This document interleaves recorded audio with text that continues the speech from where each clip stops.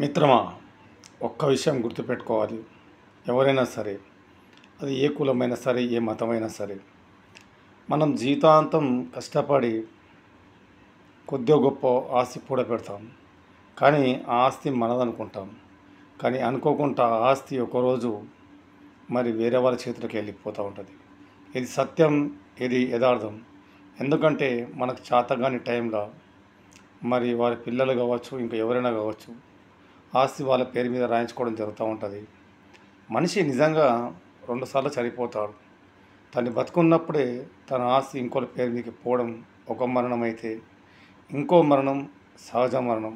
అంటే ఈ శరీరాన్ని ఆత్మ వదిలిపెట్టిన రోజు. అందుకే మిత్రమా, నేను ఒకటే చెప్తా ఉన్నాను, ఉన్నంతకాలం ఎట్లా సంతోషంగా ఉండాలి అని నేర్చుకోవాలి. సంతోషంగా ఉండడం అంటే మన జోబులో డబ్బులు ఉండడం కాదు, మనకు ఒక కారు ఉండడం కాదు, ఒక బంగ్లా ఉండడం కాదు. నిజంగా మన ప్రాణ స్నేహితులు అనే వాళ్ళు ఎప్పటికైనా సరే మన కోసం ఆలోచిస్తారు, మన బాగు కోరం ఆలోచిస్తారు, మన మంచి కోరం ఆలోచిస్తారు. నా స్నేహితుడు నాకన్నా బాగుండాలని కోరుకుంటారు. కానీ మన బంధువులు అలా కాదు. మనం ఎప్పుడు బంధువులు అంటే మన పాలోళ్ళు కావచ్చు, మనమంటే గిట్టని వాళ్ళు కావచ్చు. చాలామంది కూడా మనం ఎప్పుడు కింద పడతామని చెప్పి ఆలోచిస్తారు, వెనక పడదామని ఆలోచిస్తారు, వీడు ఎట్లా లాస్ అవుతాడని ఆలోచిస్తారు. అంతేగాని మన కోసం కానీ మన మంచి కోసం కానీ ఆలోచించరు. ఆలోచించే వాళ్ళు మన బాల్యమిత్రులు కావచ్చు, మన క్లాస్మేట్లు కావచ్చు, మన బస్తీలో ఉన్నటువంటి స్నేహితులు కావచ్చు. వీళ్ళు మటుకే నిరంతరం కలిసినా కలవకపోయినా ఏమ్రా బాగున్నావు అని చెప్పేసి పలకరిస్తారు.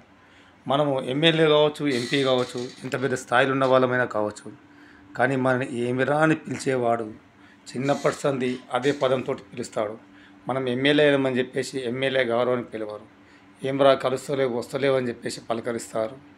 నేను ఒకటే చెప్పదలుచుకున్నాను, 4 కాలాలు సంతోషంగా నవ్వుకుంటూ ఉండాలంటే ఒక 4 స్నేహితులు ఉంటే చాలు. మనని నవ్విస్తూ ఉంటారు.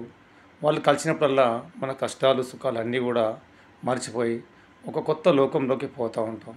ఆ గంట సేపు 2 గంటలో 3 గంటలో ఆ స్నేహితుల మధ్యలో గడిపితే నిజం చెప్తున్నాను, స్వర్గం అనేది నరకం అనేది ఉంటుందని చాలామంది అంటూ ఉంటారు. స్వర్గం అనేది 4 స్నేహితులతోటి ఉంటుంది. నిజంగా స్నేహితులు ఉన్నవాడు అందరికన్నా కరోడుపతి, అందరికన్నా అదృష్టవంతుడు. నిరంతరం అతన్ని తన కంటి రెప్పలాగా చూసుకునేవాడే స్నేహితుడు.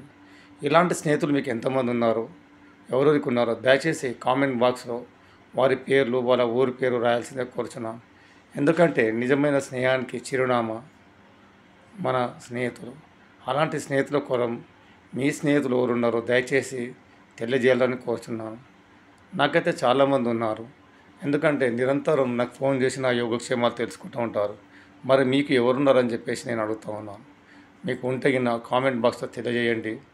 మరియు మీకోసం మీ వారధి ఛానల్ ప్రతిక్షణం ప్రజాపక్షం. జై హింద్.